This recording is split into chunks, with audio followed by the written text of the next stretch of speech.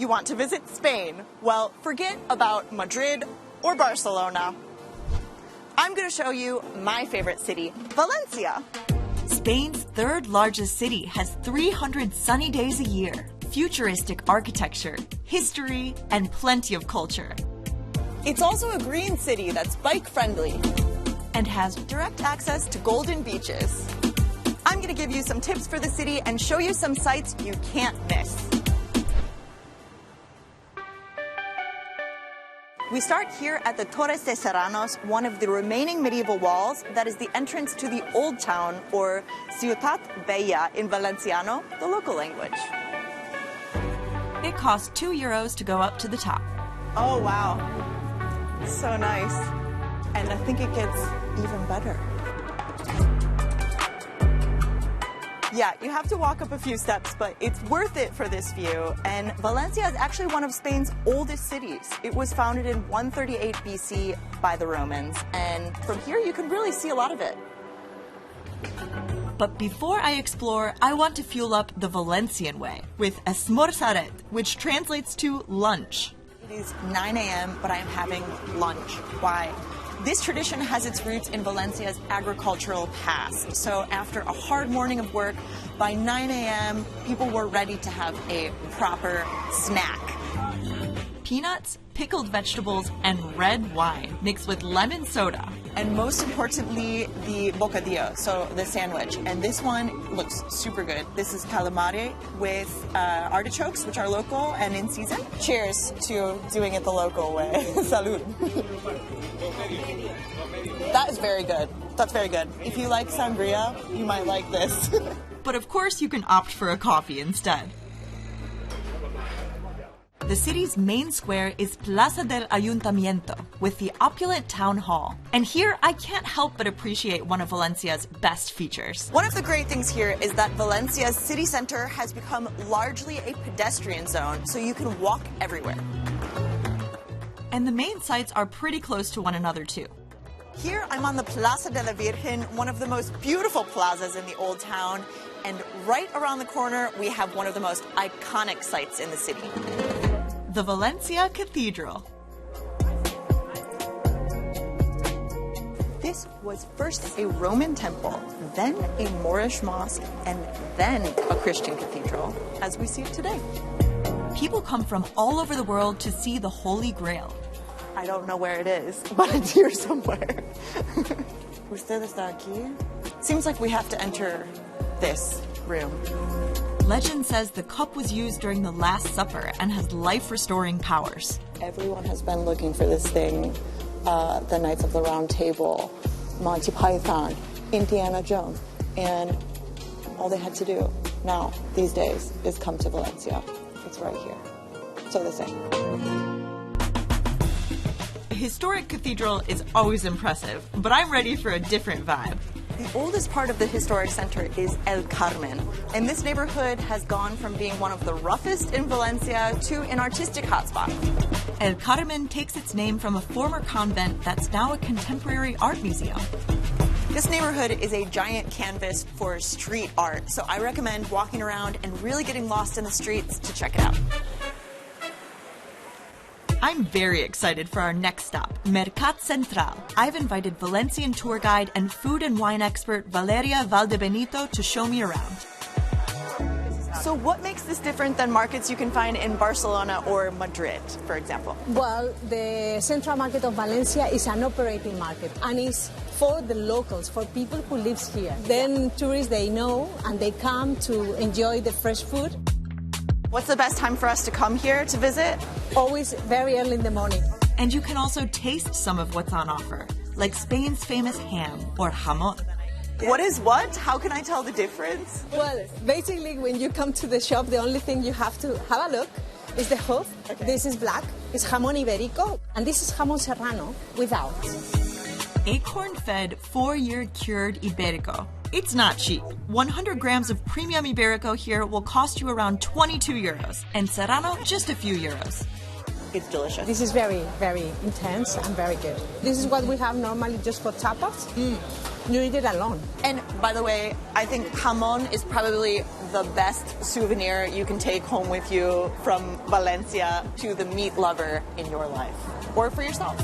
And I definitely can't leave here without trying some manchego cheese. We should just point out that manchego is not a Valencian thing necessarily. It is just the best cheese in the world. Sorry.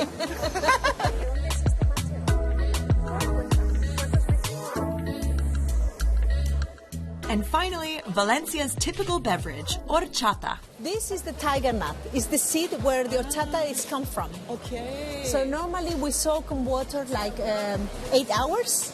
Then we squeeze, we add sugar, and we obtain this beautiful drink. All right, let's give it a try. That is really good. It is milky. It has a little bit of an earthy taste. And this? Farton. Farton. It's a sweet pastry that you dip in the horchata. Let's try dipping this pastry in a beverage. I've never done something like that. Kind of just disintegrates. We're not here to save calories. That's not something we're here to do.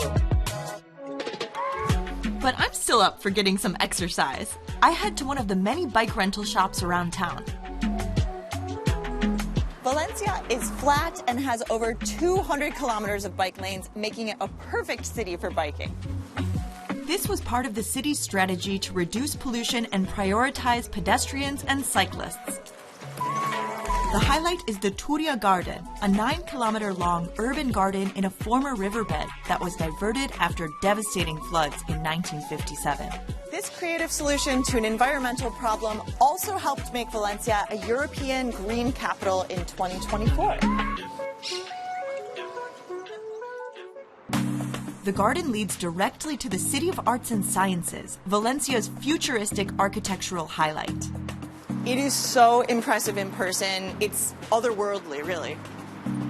Built between 1996 and 2009, it was designed primarily by Valencian architect Santiago Calatrava. Calatrava wanted each building to represent something from the natural world. So, the Opera House resembles a fish, the IMAX Theater, a blinking eye, and the Science Museum, the skeleton of a whale. You could easily spend all day here without even going inside any of the buildings. But it's time for me to go to the beach. One of Valencia's best features. A long promenade connects 3 beaches, Cabañal, Malvarosa, and Patacona. These sandy beaches are super close to the city center. I really think they're some of the nicest city beaches you can find in Southern Europe. They have blue flag status, meaning they meet high standards of cleanliness and safety. It's too windy for a swim today, and I heard about something special happening on the other side of town. I came to Campanar, which is a neighborhood right outside the city center, and they're having a celebration for their patron saint today with a procession and traditional costumes to get a little feel for Valencian traditions. Feeling like a local. This is so cool. So they are wearing these traditional 18th and 19th century outfits that are typically worn for the big celebration of Las Fallas, which is a huge folk festival happening in March here. So they're also worn for traditional events like this and other occasions. So it's cool we get to see them. That's so cool. It's like a miniature model of the church. I'm really glad we got to see a local tradition like this. That was really special.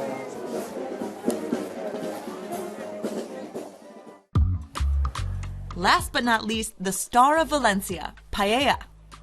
La Pepica has been serving up this rice dish since 1898. I've invited Valeria and her husband, who are making an exception to eat paella at dinner time. Most Spaniards only eat it for lunch. And of course, we order some red wine from the region. Better than the one I had for breakfast. This is the traditional paella valenciana. Chicken and rabbit are the main ingredients with a little bit of rosemary. And what many people know as paella is seafood paella. But the traditional recipe here is with chicken and rabbit. Let's try it. You do like this, and you got a little bit of that caramelized rice, you see? I mean, it concentrates all the aromas and flavors from the dish. Mine is great, no complaints.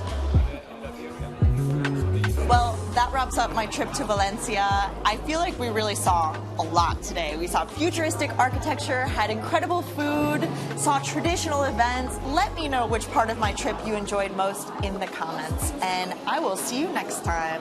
Salud! Salud!